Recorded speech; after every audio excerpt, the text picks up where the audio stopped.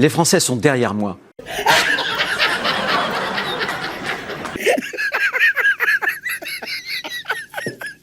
Il se trouve quand même que globalement, la population française et l'opinion est plutôt du côté de Bruno Retailleau. Moi, ma mission, elle est de protéger les Français. Les Français sont derrière moi.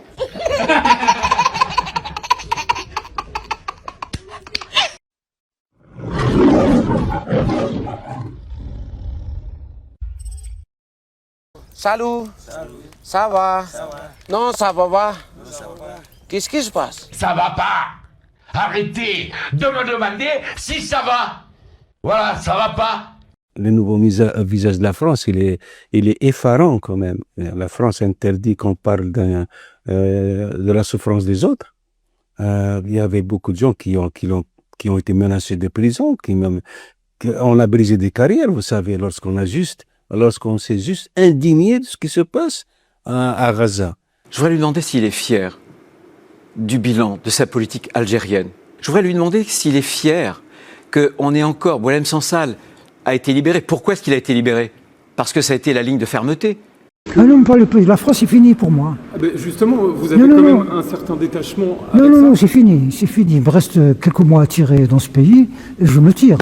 Vous savez, Boualem Sansal, c'est un exemple, c'est même un modèle, parce qu'il n'est pas né sur notre sol français, mais il s'est reconnu dans notre langue. Mais c'est fini. La France, pour moi, c'est fini. C'est devenu sa patrie, la France, parce que la France a toujours été une grande patrie littéraire. Il me reste quelques mois à tirer dans ce pays et je me tire. J'aime le couscous. Et je ne reconnais plus cette France, sincèrement. Et je me demande où est passé le peuple français. On nous impose un gouvernement imaginé avec Elisabeth Borne qui fait, excusez-moi l'expression, torcher les fesses avec la démocratie et c'est je ne sais combien de 49.3. Sur le fondement de l'article 49 alinéa 3 de la Constitution, sur le fondement de l'article 49 alinéa 3 de la Constitution, sur le fondement de l'article 49 alinéa 3 de la Constitution, sur le fondement de l'article 49 alinéa 3 de la Constitution.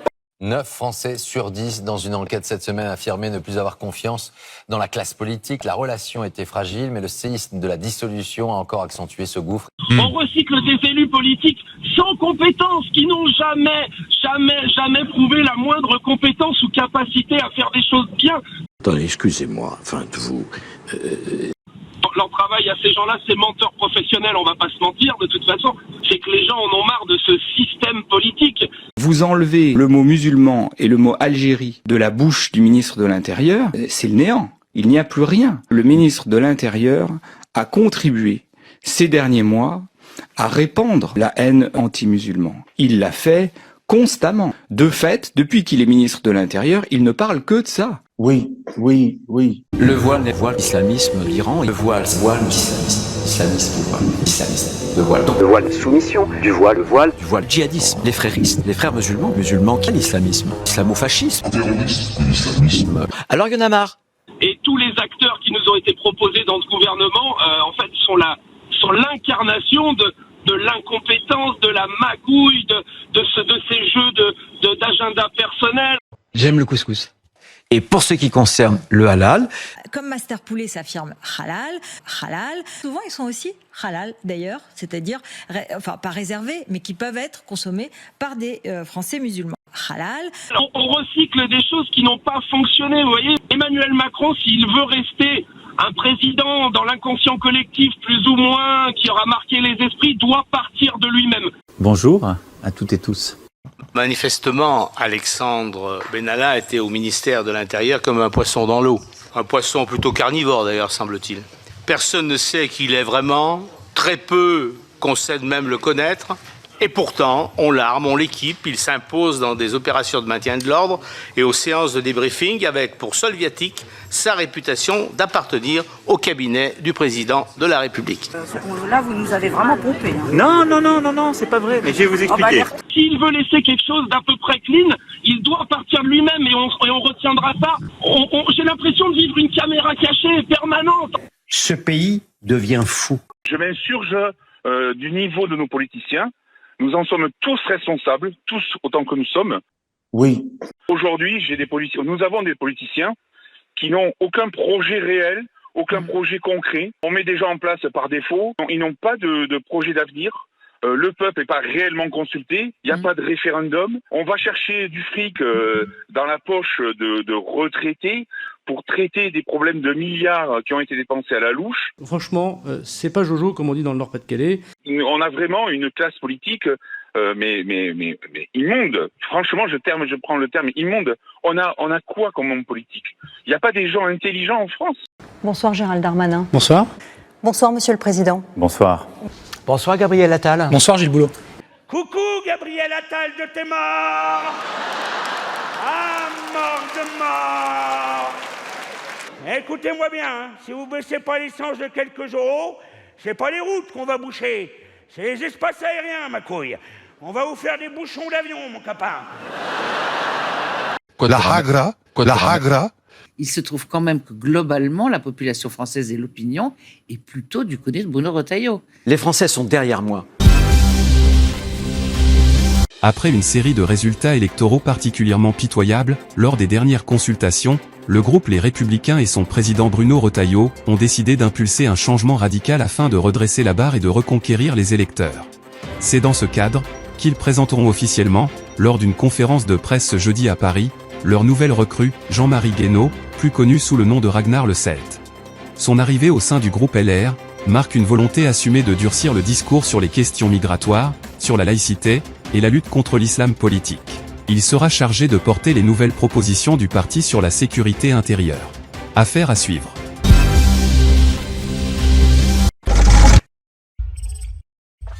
Hier, le 18 mai 2025, il y avait un événement important pour la vie politique française, mais important aussi pour le régime algérien, puisque cet événement concerne la victoire éclatante de celui qui a été présenté comme l'ennemi numéro 1 de l'Algérie, à savoir M. Bruno Retailleau. Tu commences à me gonfler, mon petit gars. Ça fait 3 minutes que t'es là, tu me tapes sur le système. Les traîtres seront-ils démasqués? Hier, il est devenu, comme le dit la presse française, le nouvel espoir de la droite. Il a été élu largement à la présidence du Parti des Républicains, l'ex-UMP, le parti qui a porté à la présidence française des personnalités politiques françaises extrêmement connues, comme Nicolas Sarkozy. Bonjour, je suis Nicolas Sarkozy. Et je ne dirai rien de nos amis algériens parce que je sais que le sujet est sensible. Comme ce n'est pas la première fois que cette personnalité fait ce genre de commentaires à l'endroit de l'Algérie, on peut véritablement considérer qu'il s'agit d'un récidiviste. Faites très attention au vocabulaire que vous employez. Parce que je ne suis pas quelqu'un qui plaisante. Donc vous ne parlez pas de moi comme un voyou. Pardon de le dire, parce que moi je pourrais dire aussi... La France de toute éternité a toujours été du côté des opprimés et toujours été du côté des dictateurs. Toujours été du côté des dictateurs. Pardon de le dire, papa, je pourrais dire aussi... Vous avez assez de cette bande de racailles. On va vous en débarrasser. Qui c'est qui a dit ça? Nicolas Sarkozy est reconnu coupable de corruption et de trafic d'influence. Historique, pour la première fois, un président de la République, ici en France, est condamné à de la prison ferme. Je suis innocent.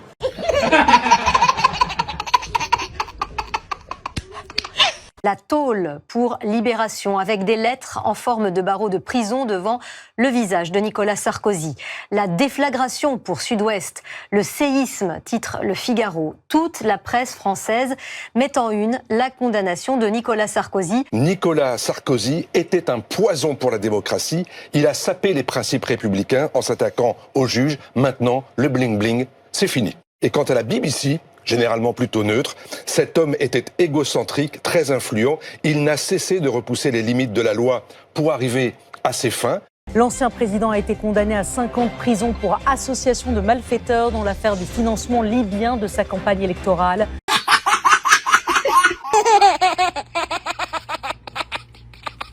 Donc, Bruno Retailleau, il était déjà avant janvier 2025, personne n'aurait parié sur lui. Il faut savoir que, regardez les chiffres, les données sont vraiment impressionnantes. Le nombre des adhérents du Parti des Républicains a triplé depuis le début de l'année 2025. Le nombre des adhérents des Républicains est passé de 44 000 à 122 000. À 122 000.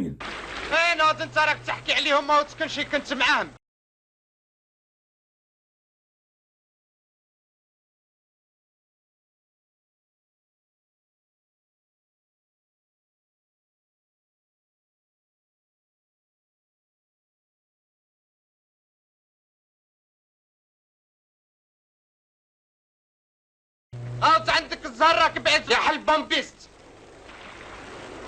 كومبلكسيفا. Révélation sur Rima Hassan. Rima Hassan. Rima Hassan. Rima Hassan. Rima Hassan. Rima Hassan. Rima Hassan. Rima Hassan. Rima Hassan. Rima Hassan. Rima Hassan. Rima Hassan. On va revenir à Rima Hassan. Rima Hassan. Bien sûr, hein, ne vous gênez pas, continuez. Hein. Allez-y, ne vous gênez pas. Hein. Rima Hassan. On va revenir à Rima Hassan. Rima Hassan, placée en garde à vue. Elle a été placée en garde à vue. Placée en garde à vue. Faites comme si j'étais pas là. Garde à vue. Garde à vue. Placée en garde à vue pour détention de drogue après qu'un produit qui pourrait être de la drogue de synthèse. De la drogue de synthèse a par ailleurs été retrouvée. De la drogue de synthèse dans les affaires de Rima Hassan. De drogue de synthèse. De la drogue de Alors ils ont qu'à me passer dessus, hein. Je suis là pour ça. Alors, allez-y. Une drogue de synthèse qui a été retrouvée dans ses effets personnels. Donc c'est pas de chance, elle a oublié de la drogue de synthèse dans son sac. Qui se rend dans un commissariat avec de la drogue dans son sac? Alors piétinez-moi, allez-y. Elle vient avec un sac avec de la drogue dedans. C'est de l'inconscient. En même temps, je suis pas du tout surprise. Ça fait 4 ans. Ça fait 4 ans que vous m'emmerdez. Je dis absolument ce que je veux. Elle a tellement un sentiment d'impunité. Il y a un sentiment d'impunité total. C'est une habitude, quoi. C'est-à-dire que c'est bien normal, la drogue est au fin fond du sac. Petite quantité dans son sac. Très petite quantité. Quelques grammes de drogue de synthèse. Quelques grammes de drogue. Quelques grammes. 1,9 grammes. 1,9 Près grammes. de 2 grammes. 2 grammes de drogue de synthèse ont été saisis sur elle. Ce sont des terroristes. Ils sont nuisibles à la société. Il faut les détruire. Par la police. 2 grammes de drogue Du côté de LFI, on parle d'acharnement. On va dire qu'elle se fait harceler, cyberharceler depuis des mois. Donc il y aurait un complot. C'est la stratégie classique de victimisation. Les gens d'extrême droite qui disent que de toute façon c'est une drogue. Ça fait beaucoup de drogués, ça, la France insoumise quand même. C'est un parti de drogués. Ils me disent que la France insoumise ne fait pas le jeu du narcotrafic. LFI est un narco-parti. Il y avait du cannabis. Ils sont dangereux, ces cons. Ouais, c'est pas des amateurs. Les cristaux d'un dérivé de la 3-MMC. 3-MMC. 3-MMC. De la 3-MMC. Madame Rima Hassan. Alors de quoi Et c'est le quel- symbole? Que montre sa position et son vote selon vous? Mais c'est une alliée du régime algérien. Et il faut faire des salam alek à Monsieur Tebboune. Raciste. Machine est raciste. On rentre dans le ramadan, ça va être les moutons qui vont être enlevés. C'est ce qu'on appelle la cocaïne du pauvre. On en avait entendu parler au moment de l'affaire Palmade. C'est notamment ce qui est utilisé dans les soirées chemsex. Son usage de la drogue, en l'occurrence, c'est de la drogue extrêmement dure. Son déni total, il est inquiétant sur le reste. À l'origine, c'est un problème d'immigration. C'est-à-dire qu'en fait, on n'aurait jamais dû lui donner la nationalité. Je vous rappelle ce que c'est? L'usage du stupéfiant, la condamnation en Arabie Saoudite, en Iran. C'est la peine de mort. La logique, c'est quand même d'aller chez Madame Rima Hassan. Qu'est-ce que vous en pensez? Et des bougnoules. J'ai des bougnoules. Des bougnoules. Et des bougnoules. Et des bougnoules. Et pourquoi est-ce qu'on ne se dirait pas que les Iraniens sont les nazis d'aujourd'hui? On va voir s'il y a d'autres produits. Non, qu'est-ce que vous en pensez? Alors qu'encore une fois, le parquet a confirmé la présence de drogue de synthèse. Quoi de neuf, docteur? On l'a appris cet après-midi, le parquet de Paris a classé sans suite la procédure ouverte pour usage de détention de stupéfiants contre Rima Hassan.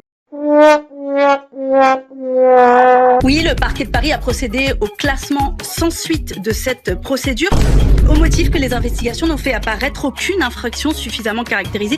Il n'y a donc aucun doute désormais sur l'absence de drogue de synthèse en la possession de l'eurodéputé Rima Hassan. Donc il y aurait un complot. On est dans une ère de la post-vérité. C'est la stratégie classique de C'est victimisation. les gens d'extrême droite qui disent que de toute façon c'est une drogue. LFI est un narco-parti. Parce que c'est de la désinformation, parce que c'est une manipulation d'opinion. Je vais vous le dire droit dans les yeux. Oui. Ce que vous faites, c'est pas du journalisme.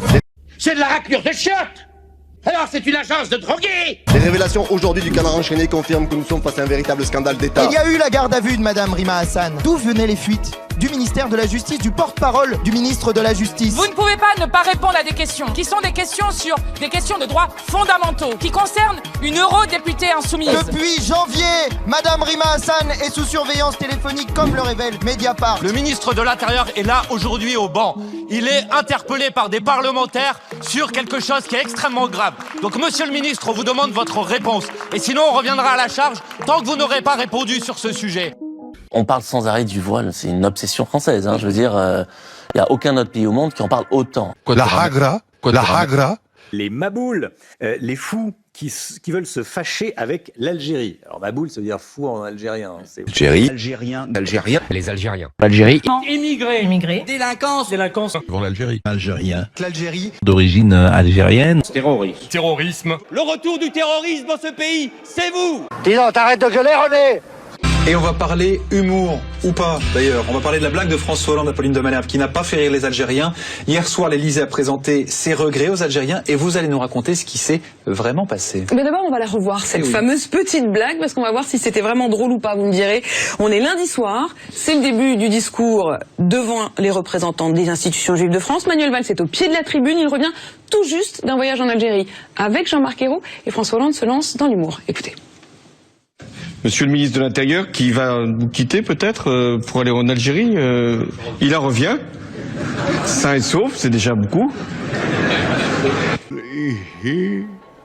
C'est des guignols. C'est... Tout, hein. On croit plus à rien. Moi, je crois plus à rien. Ils sont là uniquement pour la place, pour couper les rubans, les conneries comme ça, puis c'est tout. Hein. Voilà. Quoi de neuf, docteur? Ces dernières années, l'explosion de la corruption en France, qui est multipliée par 2 ces dernières années, les atteintes à la probité, donc c'est plus que la corruption, entre 2017 et 2022, elles ont augmenté de 26%. Combien? De 26% les infractions constatées. Je veux dire, il y aurait 26% de plus d'accidents de la route, il y aurait un plan national de lutte contre l'insécurité routière. Et le gouvernement s'en emparerait. Bon, en fait, il ne se passe rien, le gouvernement regarde ailleurs de ce point de vue-là. Oui, ma petite phrase, c'est avant, une baguette de pain coûtait 1 franc, maintenant elle coûte 1 euro. Oui. Avant, une voiture coûtait 30 000 francs, maintenant c'est 30 000 euros. Oui. Oui, mais on veut des voitures de plus en plus sophistiquées avec plein d'électronique, plein de sécurité. Attendez, laissez parler Dan. J'ai presque fini. Avant, une maison, ça coûtait 200 000 francs, maintenant ça coûte 200 000 euros. Oui. Par contre, avant, moi j'étais payé 6 000 francs, mais j'ai pas été payé 6 000 euros. Là, ils ont bien fait la conversion, j'ai été payé 1 000 euros. Et c'est la vérité. T'es d'accord, t'es pas d'accord, je m'en fous. En fait, le coût de la vie a explosé de 6 par rapport à l'euro, mais nos salaires, ils ont bien fait la conversion, quoi. Vous pensez quoi de Daesh? Au début, je faisais un panier de courses pour environ 40-50 euros pour la semaine. Et là, on est passé sur du minimum 60 euros, 70 euros. Donc pour une semaine, ça fait beaucoup.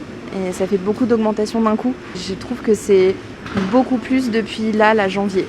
On peut encore dire que c'est la faute des Arabes. Vous êtes Charlie? Israël ou Palestine?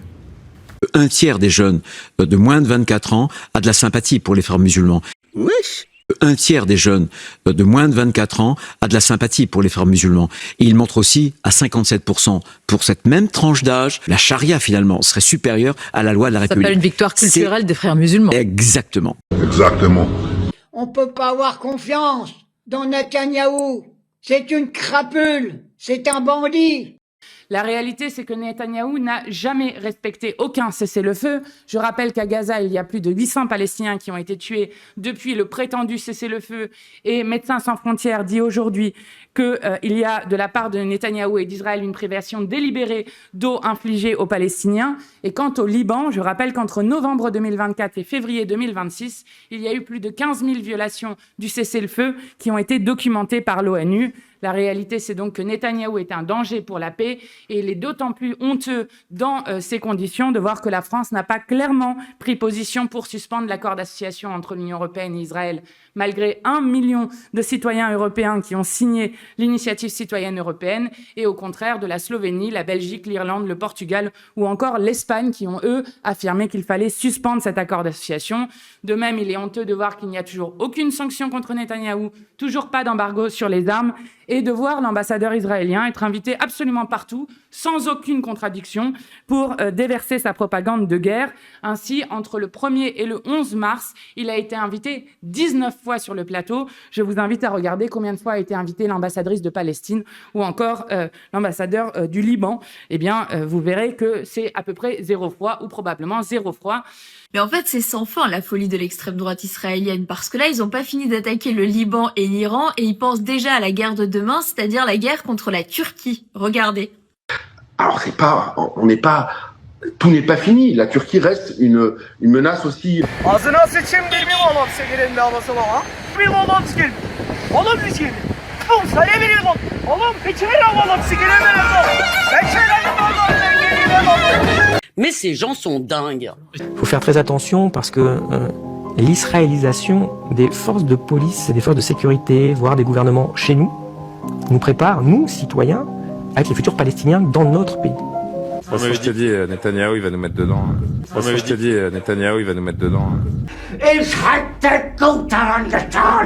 Les civils à Gaza sont autant responsables que les membres du Hamas et du djihad islamique. Tout cela devra à un moment ou à un autre être payé et être payé au prix fort.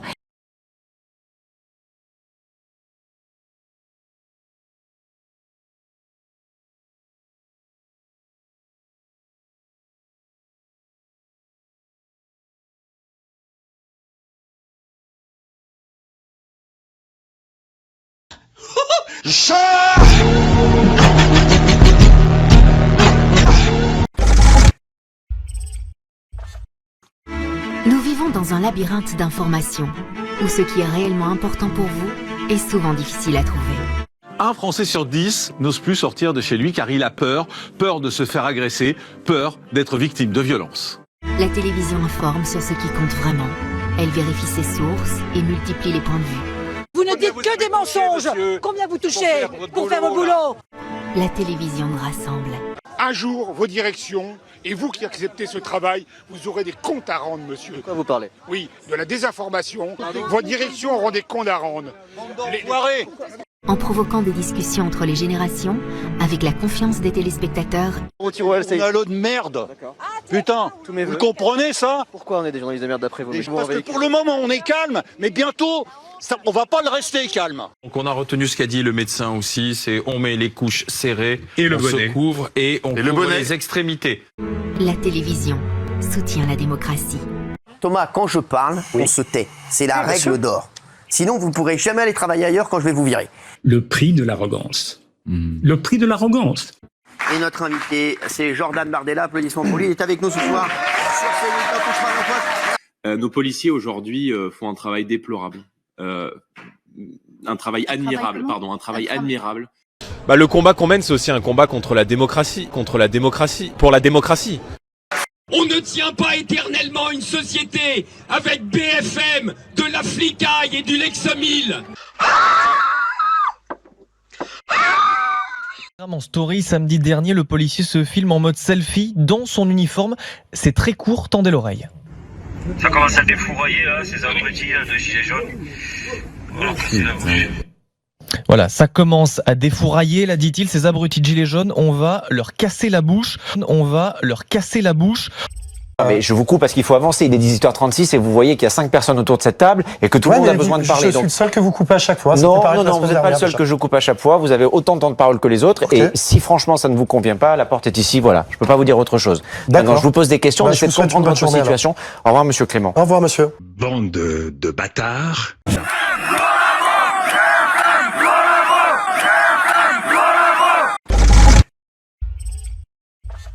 Macron, c'est vous qui avez conseillé à David de Rothschild de le rencontrer? Non, il l'avait rencontré, mais je lui ai dit il faut le prendre à tout prix. Mais pourquoi il faut le prendre à tout prix? Parce qu'il était exceptionnellement charmant et intelligent, et que ce sont les qualités d'un banquier d'affaires. Un banquier d'affaires doit être intelligent, souple, rapide, et s'il peut être en plus charmant, parce que c'est quand même un métier de pute, évidemment, c'est une qualité, et il les avait toutes, et il a merveilleusement réussi. Bonjour à toutes et tous. En quoi son métier de banquier d'affaires peut aider Macron à être efficace en politique? On y apprend l'art de la négociation. Ça, on apprend vraiment l'art de la négociation. On est amené aussi beaucoup, et ça c'est, j'allais dire heureusement ou malheureusement, utile en politique, à communiquer, c'est-à-dire à raconter une histoire. Donc on y apprend d'une certaine façon aussi des techniques pas de manipulation de l'opinion, mais un petit peu. Macron, comment vous dire, ras-le-bol. Voilà, ras-le-bol. Non, ça va, regardez. Ah ben oui. Très honnêtement, la faillite, elle est déjà là. C'est une blague. Comment avoir creusé une dette aussi profonde? Pardon? C'est une blague. Non. 3100 milliards de dettes. Vous êtes sérieux quand vous dites ça? 3100 milliards de dettes. Alors, nous sommes une majorité du sérieux budgétaire. Et où va-t-on avec ce budget dans le mur. Alors vous êtes fier de votre poulain, Emmanuel Macron. L'élève a dépassé le maître avec le temps. Il n'a pas dépassé, il mène une autre vie que moi et il la mène très bien.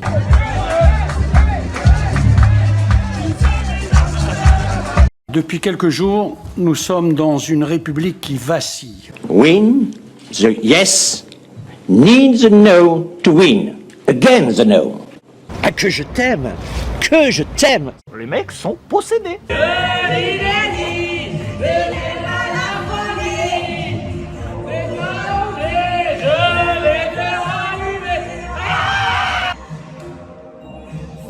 Ils sont complètement fumés, quoi. Non, non, non et non. Je regrette de vous dire que je n'étais pas le garde du corps d'Emmanuel Macron. Je n'ai jamais été le garde du corps d'Emmanuel Macron. Et pourtant, on l'arme, on l'équipe, il s'impose dans des opérations de maintien de l'ordre et aux séances de débriefing avec pour seul viatique sa réputation d'appartenir au cabinet du président de la République. Bonjour. Monsieur Benalla n'était pas tout seul et qu'il était souvent accompagné de barbouzes. Je reprends les termes qui ont été employés dans certaines missions. Qui lui a donné le port d'armes? Qui? Quelle autorité? Quelle personne? Concrètement? Mais t'as de la merde dans les yeux, espèce de connard! Celui qui a été au courant et qui a validé l'ordre, la sanction de mes subordonnés, c'est moi, le président de la République. Pays merveilleux! Ce qui alimente la colère ou le rejet de nos concitoyens, c'est la certitude que le pouvoir est aux mains de dirigeants qui ne leur ressemblent plus, ne les comprennent plus, ne s'occupent plus d'eux. Tout notre malheur vient de là. Non. Oui, peut-être. Mais une révolution ne s'invite pas. C'est le peuple qui la décide. Macron, on va l'avoir. Hein. Il est puissant, mais nous aussi. Armes au poing, positionnés sur leur blindé, au milieu de la circulation, l'image surprend. Des hommes du RAID, l'une des unités d'élite de la police nationale, en faction, dans les rues de Lille. Est-ce que vous ne prenez pas le risque de jouer une France contre l'autre? On ne veut pas diviser, clairement. Non, non, non. C'est la faiblesse qui divise. Vous êtes du côté de ceux qui ont le pognon et vous avez décidé de faire payer les pauvres parce qu'ils sont les plus nombreux. Oui, oui, oui. Les prestations de conseil de l'État et de ses agences dépassent le milliard d'euros en 2021. Un pognon de dingue, pour reprendre une expression bien connue. Il s'agit pourtant là d'argent public. L'argent public, je ne l'oublie jamais, c'est votre argent. C'est l'argent des Français. Donc je m'assure que chaque euro aille à ceux qui en ont réellement besoin. Mon pauvre argent! Mon pauvre argent! Que vous écoutiez BFM, que vous écoutiez France Info, chaîne publique, chaîne privée, c'est de la merde! For sure. For sure. Hey! Tu regardes mes vidéos? Ouais, je regarde tes vidéos, Et tu kiffes? Même pas tu t'abonnes? Allez, mets un pouce et abonne-toi. Allez, clique, mec.